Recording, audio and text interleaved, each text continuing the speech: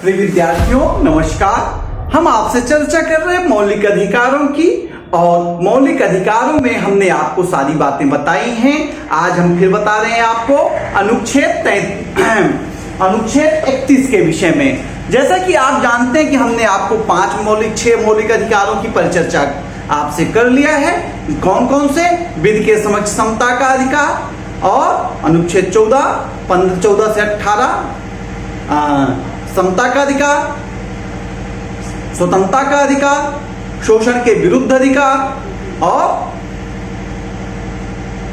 संस्कृति एवं शिक्षा संबंधी अधिकार, धार्मिक स्वतंत्रता का अधिकार, संवैधानिक उपचारों का अधिकार। 7वां अधिकार जो था वो संपत्ति का अधिकार था।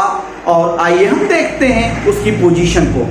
पोजीशन ये है कि अनुच्छेद 31 जो है वो व्यक्ति को संपत्ति के अर्जन, धारण और व्यय, प्रॉपर्टी को, संपत्ति को कमाने, ग्रहण करने, धारण करने और व्यय करने के अधिकार को देता था। वो संपत्ति चाहे वो व्यक्तिगत तरीके से कमाए या उत्तराधिकार में प्राप्त करे। इसमें दो बातें थी 31A और 31(2).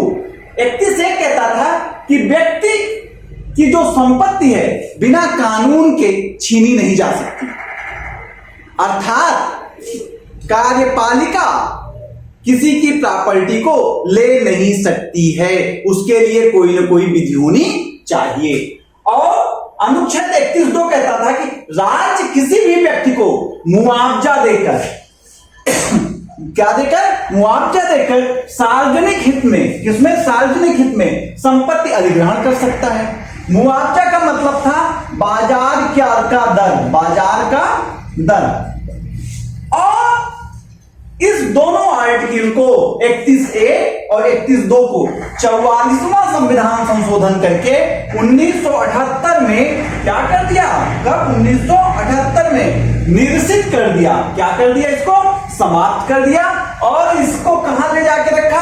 आर्टिकल 300A में संपत्ति के अर्जन, धारण और व्यय के अधिकार को अनुच्छेद 300A में रखा, जो मौलिक अधिकार न होकर के अब ये अधिकार क्या हो गया है? कानूनी अधिकार हो गया है। संपत्ति का अधिकार क्या हो गया? कानूनी अधिकार हो गया।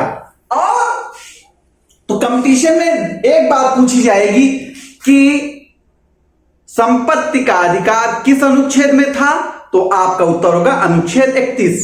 दूसरी बात पूछी जाएगी संपत्ति के अधिकार का निरसन कब किया गया, तो आपका उत्तर होगा 44वां संविधान संशोधन 1978। और आपसे पूछा जाएगा संपत्ति का अधिकार किस अनुच्छेद में अब रखा गया है, तो आपका उत्तर होगा अनुच्छेद 300A, अनुच्छेद 300A। और आपसे पूछा जाएगा संपत्ति का अधिकार मौलिक अधिकार है या कानूनी अधिकार, तो आपका उत्तर होगा संपत्ति का अधिकार कानूनी अधिकार है। अब इसी अनुच्छेद 31 में पहला संविधान संशोधन करके 31 का और ख जोड़ा गया।